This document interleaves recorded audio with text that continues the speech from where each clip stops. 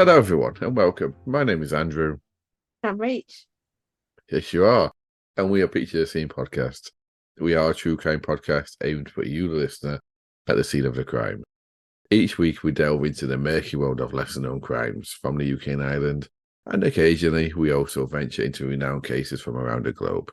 If you like what you hear, please do follow us on whatever social media platform you prefer, subscribe to us where you can, and if you have the capability, give us a rating and review as well. So if you like us that much that you want to support us and see us carry on doing this for the foreseeable, then please do head over to Patreon where you can support us for as little as £1 a month. We have bonus content and episodes, and depending on your tier, it really does help us carry on.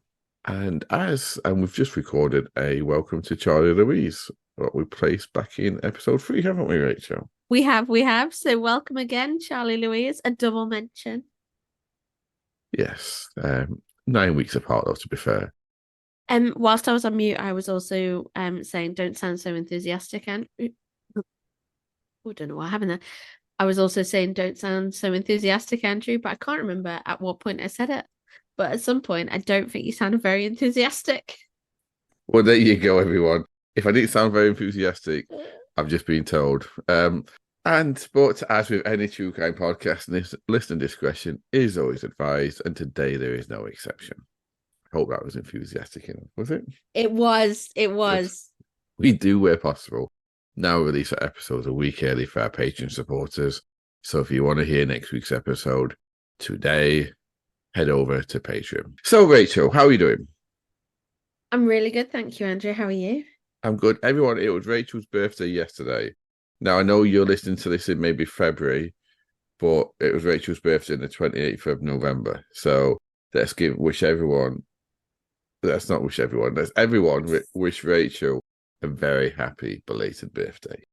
Oh, and thank you. And if anyone else's birthday was yesterday, or in fact today, or any time in the future, we do wish you a happy birthday as well. We do indeed. So I'm glad you're okay. You're looking very chipper today. Are you ready for some true crime? I can't wait. I'm officially on maternity leave, so there's nothing I can't be chipper about. So let's get this started then, shall we? If it's safe for you to do so, I'd like you to relax. Close your eyes and picture the scene. Today I'd like to take us back to the 27th of November 2019. And today we're off to Cambridge. Now, Cambridge is probably a town known all over the world due to its famous university that's recognised as one of the best in the world. And it was founded in 1209. Did you know that, Rachel? What? So the Cambridge University was founded in 1209? Yes. Wow, I did not know that. That's some history at Stoopton then. Yes. But even if you did know that, or anyone out there, what you probably don't know is that the university was formed by Oxford University students who fled from Oxford under the threat of persecution. Now, I only mention this because it involves true crime. So I'll give you a little history, true crime history here. A clerk at Oxford University killed a woman and then fled. He had 3 housemates who were all clerks, or clerks, whichever way you pronounce it. Clerks, yes. Not clerks. They were all clerks.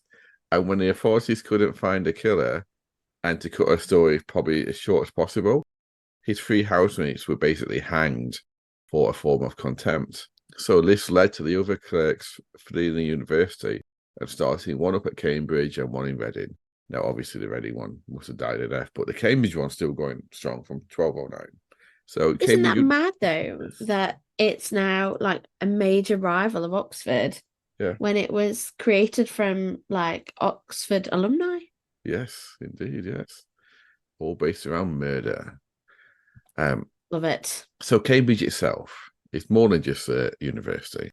It has a population of around 150,000 people, and it's been around in one form or the other since the Roman times. While it's famous for its uni, it's also well known for being the home of a number of high-tech businesses focused on software, electronics, and biotechnology, including AstraZeneca, which we know are the COVID people.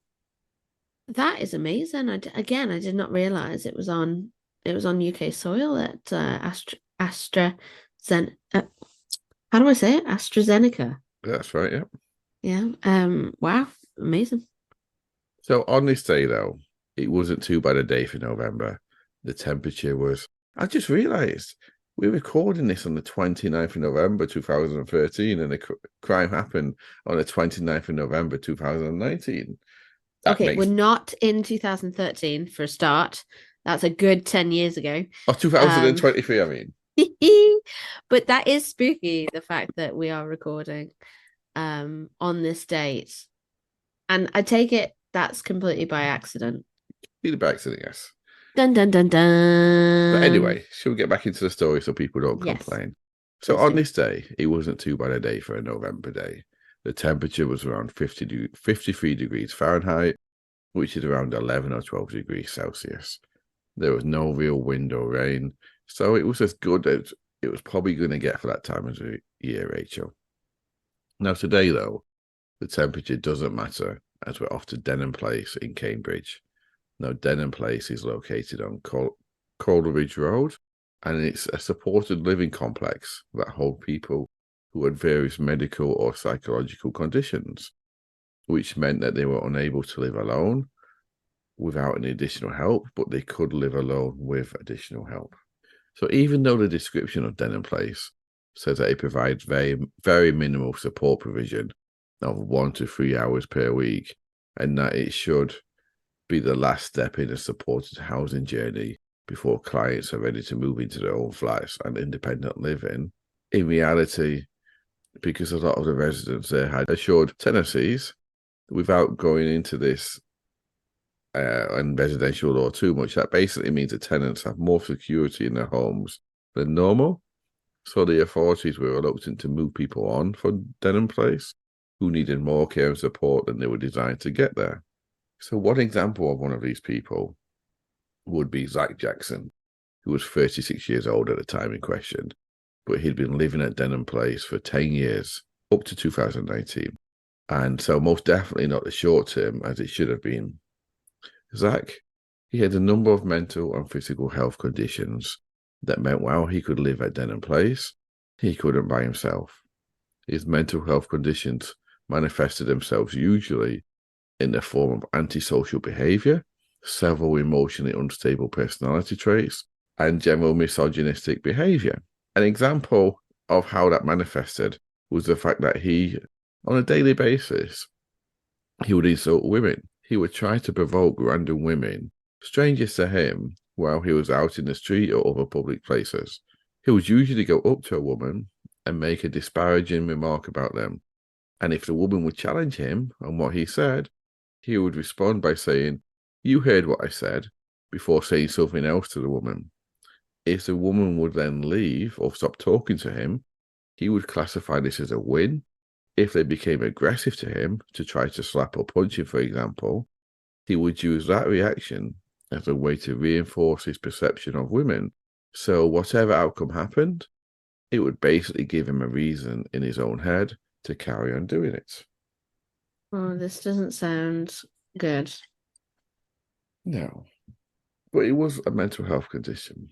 So he was also somewhat of a recluse. He did prefer to stay in his flat alone than to go out. And if he did go out, he'd even cross a road if he saw someone he knew, rather than actually engage in conversation with them. Which is a bit odd, really, because he wouldn't engage in conversation with people he knew, but he'd happily abuse women that he didn't know in the street. Yeah, but I guess like with the complexity of his like mental health disorders being like multiple, there's no rhyme or reason for some of these actions and behaviors, are there? No, that's true. That's true. He had several obsessions, including Star Trek, and so much so that the amount of books, DVDs, and magazines he had on Star Trek meant that he couldn't even watch the TV in his flat because they were piled up in stacks on the floor, covering the screen up. Oh wow. And I bet that cost a fair bit of money as well. Yeah, it probably did cost a fair bit of money. Yeah. Well, yeah, with all due respect, like it's still like high expense, isn't it? Yeah, it is, yeah. So he was also obsessed with conspiracy theories and Eminem, as he, I don't know why my tongue's not working today, And as he, Eminem. Yeah, and Eminem. Okay, it's just weird that you put them together. He was also obsessed with conspiracy theories and Eminem. Yeah, because the reason why he was associated with him, because he associated. Oh Sorry, my reason God, is his name Stan? no, the reason why he obsessed with Eminem, reason why he obsessed with him was because he associated the lyrics with his own life. No, yeah, you're right. He wasn't called Stan. Are you And sure though? yes, He's definitely called Zac. so people who didn't know him would often think he was speaking in some sort of tongues, but he wasn't. What he was doing in reality was reciting Eminem lyrics to himself constantly. God, Eminem really does like create these obsessions with people, doesn't he? Like he's a well-liked guy, clearly. Yes. So the medical conditions he suffered were varied, but mainly they were a side effect of the antipsychotic medication that he was on. When his medical symptoms got worse, it would trigger his mental health conditions and make them worse, thus creating a cycle with the mental and physical each triggering each other. So when this happened, he would often just stay in bed under the duvet until it went away. So this is what he was doing on the morning. Oh, do you know what? The crime happened on the 27th of November, not the 29th. Sorry. So what I said earlier is ignore that, everyone. So this is Rachel laughing at me. She does this every day, people. I don't. So this is what he was doing on the morning of the 27th of November, 2019, when his community psychiatric nurse attended his flat to give him his fortnightly intramuscular antipsychotic injection. When he didn't open the door to get the injection, it wasn't really a surprise to the nurse, as this was a common thing for him to do, not open his door. So she went to get the manager of the complex, who had a master key, and would let her in. Once the door was open, the manager left the nurse alone, because Zac would often behave better if he was alone with the nurse, as opposed to there being extra people there. Zac didn't want his injection, though, on this day, and he was being vocal about not wanting it. He was laying down on his bed to make it more difficult to administer, and he kept saying that he wanted to be sectioned at Fulbourn Hospital, which was a local mental health hospital in Cambridge. Prior to his 10 years at Denham Place, he had spent 5 years at that hospital. So when the nurse was preparing the injection in his bedroom and trying to calm him down and to get him to be cooperative, Zac rose from the bed without warning, putting his arms around her neck, and he tried to strangle her. So luckily for the nurse, she was fully trained and experienced. So with her training, she managed to get him off her, and she rightly so left his flat after that. She was, however, still a nurse, which in its nature, Rachel, is a caring profession, isn't it? Absolutely. And when you think about it, they put themselves in the line of danger like every day, don't they? With instances like this, not necessarily with all patients, but when it comes to a patient that can be violent, and especially on record, like you've already commented, he was known to be better with individual nurses instead of a collective group of nurses. It still wouldn't make you feel any less uneasy about the situation. Exactly right. But she was a good nurse, Rachel, and she was fully trained. So she was concerned about Zac's behaviour. That's the only thing that bothered her, how Zac was. Because of this concern, and like I say, the concern was for Zac, not herself, because if it was for herself, she would have just left and reported that he didn't want it. But because of this concern, she went to the same manager's office who had let her into Zac's flat to make contact with Zac's psychiatrist, as she felt it was wise if the crisis team needed to come out to Zac to see if he needed to be sectioned or not. So Zac had followed the nurse out to the manager's office, and when he arrived there, he was still agitated, and he would declare that he would kill the nurse, he would kill the manager, and he would kill Katie. Now, this was seen, Rachel, by both the manager and the nurse as a cry for help, so he would be sectioned. And this was not really faulty thinking either, because Zac had a history of such behaviour when he wanted to be sectioned. Verbal threats, I mean. He would often verbally threaten people to be sectioned. He didn't really have a history of behaviour of anything physical, not much anyway, So what happened in his flat against with the nurse was actually a change for him. So the nurse got off the phone with the psychiatrist, and she'd been successful in getting the crisis team to come out to see Zac, but not until the next day. So she calmly explained this to Zac, and his reaction was to calm down, and he appeared placated with this news because it seemed like he would get what he wanted, and that was reaffirmed to him. And it also reaffirmed to the nurse and the manager, because he calmed down and was placated, that the verbal threats that he made were just ones like he'd made before, a cry for help to be sectioned. So, Rach, you probably would have noticed a moment ago, I mentioned he said he'd killed a manager, he said he'd killed a nurse, and I added a random name in there of Katie. So it's probably best I explain who she is now, shouldn't I? Yes, please. So, like Zac, she was a fellow resident in Denham Place. She lived in a flat directly above Zac, but the pair were not friends. They didn't seem to like each other.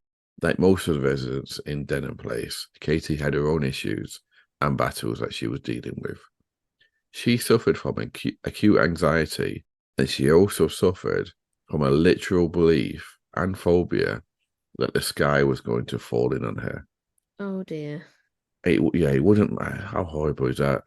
Must be debilitating. Yeah. Like, constantly the paranoia that would set in around that. Yeah, and it triggered anxiety as well. Yeah. And it wouldn't matter how often she was told, and who told her, be it her professionals or her family, she couldn't shake the belief that any minute the sky would fall in. So while Katie was 51, because of the difficulties she had mentally, it meant that she would behave like a teenager often and scream loudly if she didn't get her own way. And because her flat was above Zac's, he would get annoyed when she played her music loudly. When he would complain to her, her response was just to turn the music up even more. And so he usually tried his best to avoid Katie. It's like classic 15-year-old behavior, though, isn't it? Yeah, exactly. You don't like it? I'm going to crank it up. Exactly. Yeah, exactly. But that is how she behaves sometimes. So what Zac usually did was he tried his best to avoid her, to avoid confrontation with her. And it's probably definitely worth noting that those who actually knew Katie, and it was noted in her extensive reports on her, as well as people just saying it anecdotally, it was reported that she was mostly kind, considerate, loving, and loyal. And just because she behaved in a manner like she did at times, that wasn't really out of choice with her. And she was still a good person, and her issues definitely didn't define her. This makes me really sad because I feel like I can kind of see where it's going. Yes, unfortunately. Yes. So let's skip forward a little later that day on the 27th of November. And by now it was the afternoon, obviously, because that follows the morning. And all support, I don't know why I wrote that, I just realised. And all support staff at Denham Place had left, and it was just the residents who were there now. Zac was alone in a common room for the building. So how Denham Place was designed, Rachel, is that there was one building that contained all the flats for the residents, and another common room, and another building that had a common room, some toilets, and an office for the staff. And there was actual separate buildings. So because of this, and also the conditions the residents had, most of the time the common room was lightly used. It wasn't really used that much. And on this day, Zac was in there by himself in the afternoon when Katie walked in with one of her friends that lived in Denham Place as well. So the friend that was with Katie left. It was never recorded why, but basically Zac and Katie were alone in a common room. And this is when the attack started. Oh dear. Yes. And I take it, like, obviously they're free to move around, but it would have been monitored on, like, by a central, like, security team on CCTV, right? No. Oh, really? Yeah. No CCTV, yeah. Okay. So sadly, the outcome of the two of them being together would mean that Katie would lose her life that afternoon. We know that they had an argument because Zac said as much after the fact. What about? No one knows, as he didn't say what it was about. and he was the only witness to the argument. Dear. From the friend of Katie, we know that he was calm when they entered the common room. Now, there's absolutely no evidence that Katie was violent towards Zac. He never said that she was, and also her history, she was never violent towards anyone. So whatever happened physically, it had to have been initiated by Zac. What we do know from medical evidence is that Zac strangled her to death with his hands. The medical evidence showed that it would have taken at least 10 seconds of sustained pressure by Zac with his hands before Katie went unconscious, and a further 30 seconds or so of sustained pressure on her neck to cause the other typical signs of strangulation that appeared on Katie. I'm not going into them, but just the other signs of strangulation. It's brutal. Yeah, well, I tell you what is brutal, because unfortunately, while this may indicate that she only had 10 seconds or so of the attack before she fell unconscious, other evidence indicates that the attack lasted for much longer than this, and Katie was conscious during the attack.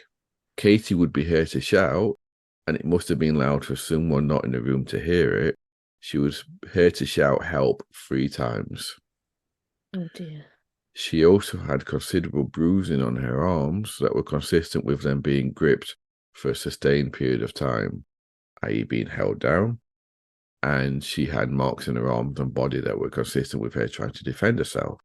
And Zac had cuts on himself that were shown to be from Katie's fingernails, defensive wounds from Katie, as she tried to fight back from being attacked.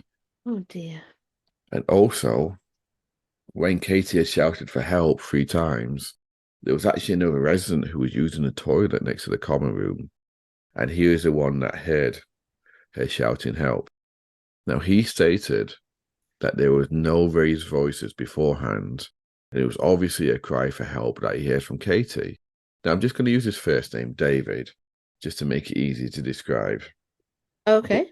But when David heard Katie, he finished in the toilet and he went into the common room, and he actually saw with his own eyes Zac strangling Katie.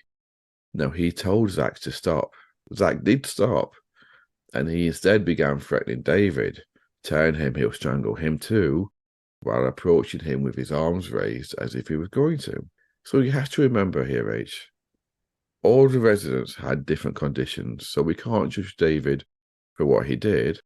But out of fear, absolutely not. exactly. But out of fear, he left the room and he closed the door behind him and he held it shut so Zac couldn't follow him. Yeah, Now, and do you know what? There's something to be said, even people that aren't in these situations, and suffering from you know, disorders that kind of affect their ability to think logically. Like in general, when crime is occurring and people are like absolutely sideswiped by it, it's your body behaves in very strange ways. Do you know what I mean? So there's absolutely no saying that it was even down to the fact that he had to be in this facility and monitored and looked after, that he behaved like that. It could have been just that fight or flight response taking over and him locking in the danger. yeah, definitely, yeah. So, yeah, actually, yeah, you're 100% right there. He did, though, say in his statement that after this had happened, he then heard Katie scream again. So that shows us that she can't have been unconscious. When he heard his scream, he actually went back into the common room and Zac was strangling Katie again. And when Zac saw him and he heard him tell him once again to stop, he again threatened David. So David left once again in fear of his own safety, but this time he phoned the emergency services up at the police and an ambulance. Wow. I mean, great thinking, fast thinking. And when he had done this, he went back into the common room and Zac had gone. Katie was laying on the floor, either unconscious or already dead. Now, it's extremely likely that as Katie was screaming the second time David went in, when Zac stopped strangling her like this, she started screaming again. This means that Zac strangled her on 3 separate occasions to ultimately kill her. So Zac was arrested and assessed. He was deemed fit to stand trial. He was charged with murder and his defense would plead guilty to manslaughter on the grounds of diminished responsibility, but not guilty to murder. So the trial was largely based around what happened that day and the condition that both Katie and Zac suffered from. Zac's defense was twofold. Firstly, that his mental health conditions meant he had no real control over what he was doing. And secondly, he would have been triggered by Katie screaming at him. So the prosecution's argument, though, was that there was no evidence Katie was screaming at him, as David would have heard it from the toilet.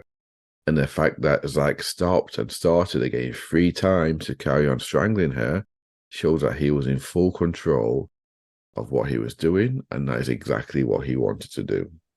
You would hope that in between those attacks, at some point something would have clicked in with him, and he'd have like almost kind of come back in the room and been like, right, oh my God, can't believe, what's going on here. Do you know what I mean? And that conscience would have kicked in. Yeah, no, I get you. Yeah, you'd hope so, but unfortunately not. So Zac would ultimately be found guilty of murder, so was given a life sentence with a minimum term of 15 years. Katie's mum and sister, they both gave moving statements in court about the impact Katie's death had on them, particularly from Katie's mum, who would state in a witness statement that she now suffers from panic attacks and vivid memories of Katie, and as a result, she felt she had no option but to sell her house of 23 years that she lived in Cambridge and move to London so Katie's sister Rebecca could look after her. Oh dear, so sad. It is, yeah. But before we finish, this brings us to the level of care that was being given to the residents of Denham Place, and if there was anything that could have been done to prevent this tragic death. So 2 separate reviews took place into Katie's death, and both were quite damning, Rachel. Firstly, both the reviews did take away any of the blame from the community psychiatric nurse. So both of them said she did all she could, and she followed all of the guidelines. So I know sometimes we talk about health professionals who cut corners and stuff. In this instance, like, she was praised for doing everything that she did. Wow. So I just want to put out, like, it's easy just to say, oh, it's the nurse's fault for not doing. But what she did was like phoning up the psychiatrist and stuff like that. She didn't technically need to do any of that. All she needed to do was report he wouldn't have his medication and write it in a report about him. Yeah. But she went the extra steps. It did, however, come out. It was not all glowing reviews. It did, however, come out that there was no risk management plan in place at Denham Place in regards to what to do to mitigate risk for any of the residents. There was no plan to move residents who had gradually or quickly gotten worse and needed more support than Denham Place could offer. On this day in question, no one had told Katie that a threat had been made against her life. If they had, then this is obviously conjecture, but if they had, she may not have stayed alone with Zac in the common room. She probably wouldn't have done, to be fair. No, I think it definitely would have led her to make different decisions. And it seems also that just over a year earlier, while it did not publish what it was, there was an incident involving Zac. And when that happened, they actually realised at the time that he had not been risk assessed in over a year prior to that.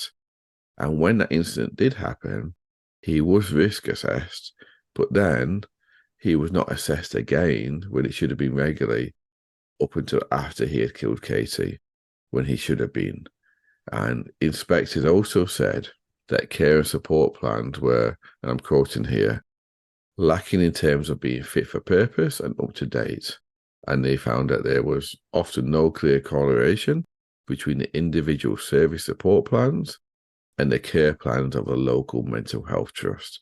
So what that basically means is the professionals who had created these plans for the people living there, they were just largely being ignored by Denham Place and not being implemented. Probably because they didn't have enough staff or they weren't trained to do that, but that's a different story.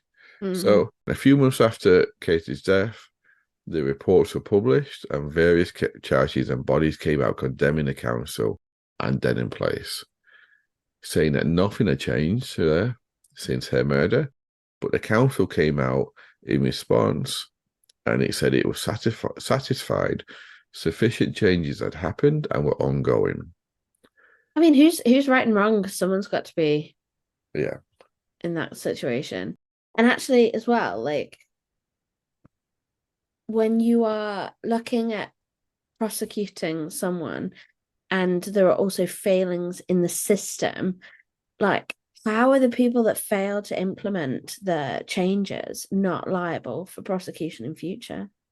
Yeah. Do you know what I mean? No, I get it because I know what I was thinking, Rachel, right? When it's a private company, like I think it was a private company, but you know, when it's business and it's not Yeah. like health related, they have things. What do they call it? They call it. I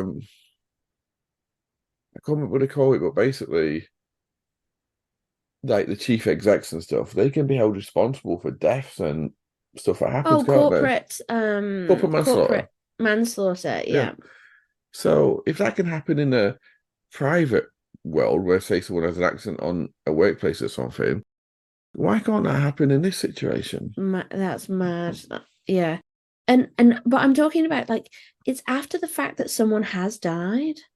There are families impacted by this case on both sides because the Zac at the end of the day committed a crime. His family have lost, him as well. So he's been like handed his sentencing. His life changes forever. Like that home, Denham Place. Yes.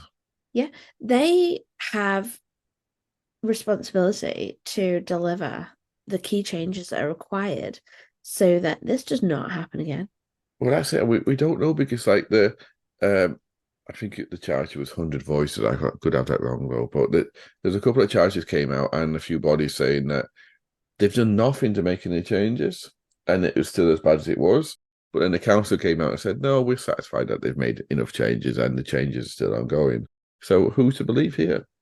They didn't deny, the council didn't deny that what all the two reports were found were um, true. I mean, they didn't say that that wasn't happening. They just said, no, they fixed it now. But yeah, it's an odd one, isn't it? Doesn't sit right. No. But any further questions or comments? Right. What a sad ending. Like, Katie's lost her life. Zac's life changes irrevocably. Like Katie's family end up suffering. Katie's mum had to completely relocate, didn't she, to be with Yeah. her daughter to cope. And she would like to be in her, if Katie was 51, she's like, it's going to be at least like Yeah, 70, isn't she? yeah, absolutely. It's heartbreaking and it's impacted so many people and like it really just shocked me in these facilities because they're like is it called sheltered accommodation No, where it's assisted, it's like semi-assisted living is what they call them.